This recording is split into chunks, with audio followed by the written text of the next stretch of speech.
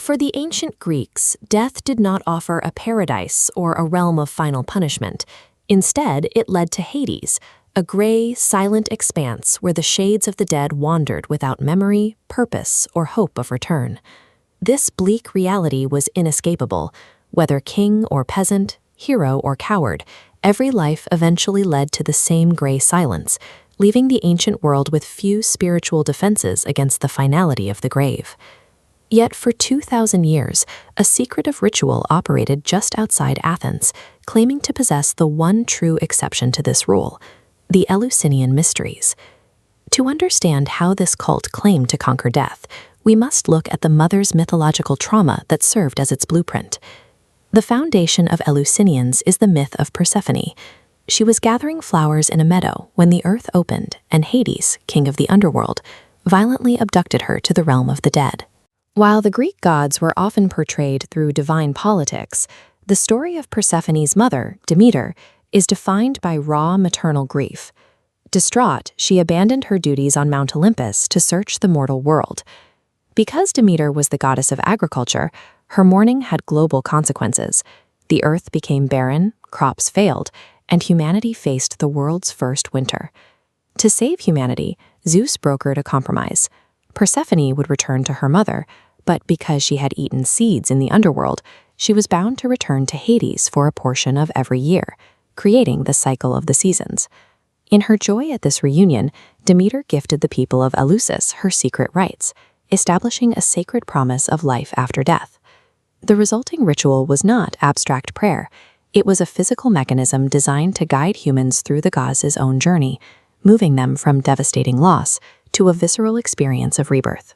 The myth became historical reality in the late summer month of Gordramion. Each year, thousands of initiates gathered in Athens to begin their transformation. Inside the cult, the social hierarchies of Greece vanished. Slaves, women, and the most powerful emperors of the Roman world all stood on equal footing, bound by the same requirements for initiation. The rites began with a public act of purification. Initiates waded into the cold sea at Phaleron to wash themselves and the sacrificial piglets they would later offer to the goddess. This physical cleansing acted as a reset. By washing away their societal markers in the surf, they became a vulnerable, collective blank slate, ready for the psychological ordeal to come. Next came a grueling 14-mile pilgrimage.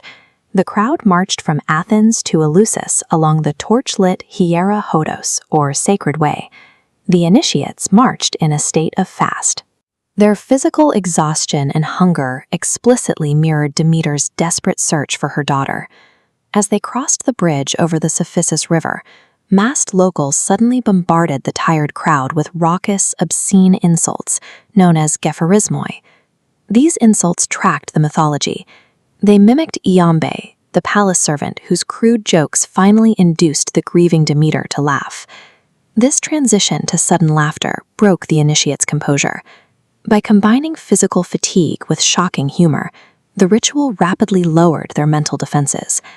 At dusk, the pilgrims arrived at the sanctuary of Eleusis, passing the Plutonion cave, the spot where Persephone was said to emerge from the underworld. Here, they broke their fast by drinking the kykeon, a sacred blend of water, mint, and barley. Archaeological evidence suggests the barley used in the brew was often parasitized by an ergot fungus, which contains alkaloids chemically similar to modern psychoactive substances.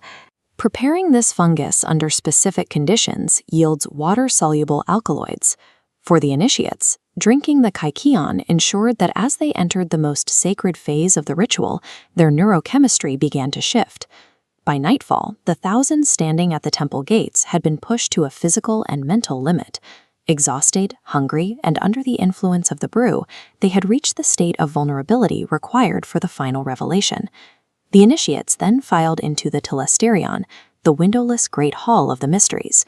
Inside, the outside world vanished. 3,000 people stood together in pitch black and absolute silence. This sensory deprivation forced the initiates to experience a simulation of the grave.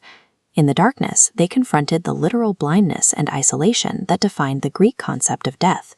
The ritual demanded they physically step into this darkness before being offered a way out. Then the darkness shattered. The doors of the inner sanctum, the anaktoron, burst open, flooding the hall with a sudden, blinding light. The Hierophant emerged from the smoke into this flash of light, standing before the initiates to reveal the cult's most sacred objects. He offered no sermon. In total silence, he simply raised a freshly reaped ear of grain for the crowd to witness. The metaphor was clear. Just as a seed is buried in the dark earth to emerge as new life, the descent into the grave was a necessary transition rather than an end. Eleusis provided the ancient world with a visceral, bodily encounter with their own immortality, a feeling that logic alone could never replicate.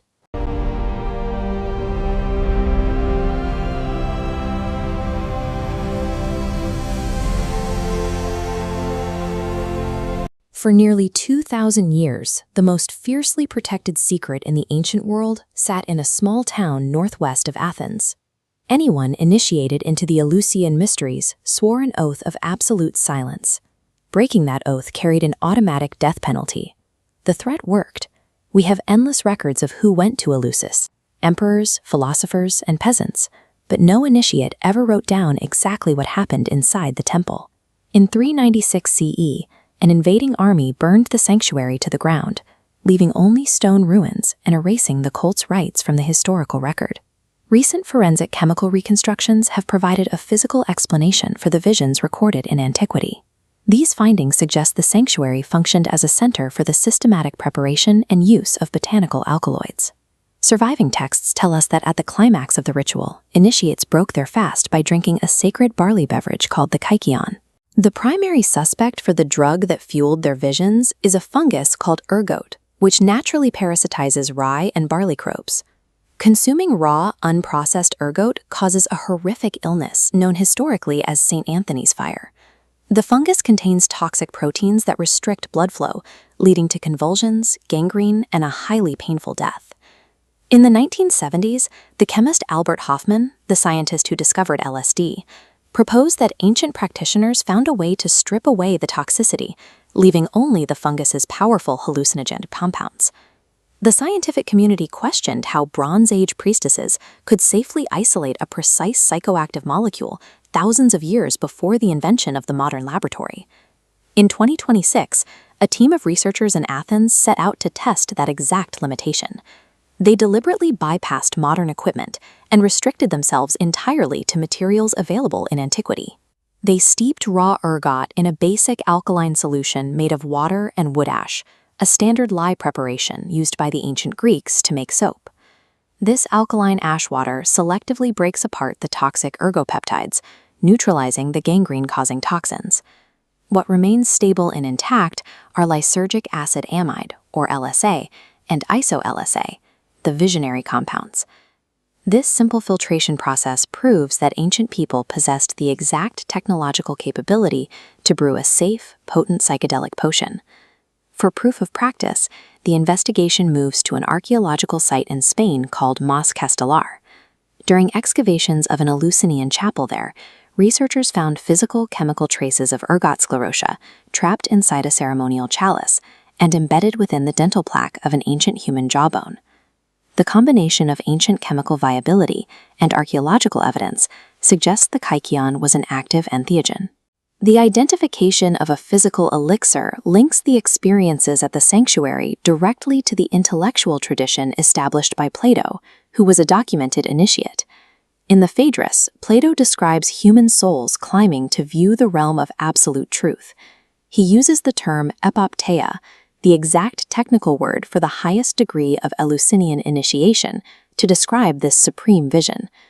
This encounter with death and rebirth was sought by the most powerful figures of the Roman world, including the Emperor Marcus Aurelius. The evidence suggests that a chemically induced ritual helped shape the concepts of truth and rebirth that would influence Western thought for centuries. In the late 4th century, the final legitimate high priest at Eleusis issued a bleak prophecy, predicting the imminent overthrow of the temples and the total ruin of Greece. The political tide had turned. As Christianity consolidated imperial power, emperors aggressively dismantled pagan institutions. In 392 CE, Theodosius I officially outlawed the mysteries. 4 years later, an army of Visigoths led by Alaric marched into Greece. The invaders met almost no resistance. The vital mountain pass at Thermopylae was left unguarded, allowing the Gothic forces to pour directly into the heartland.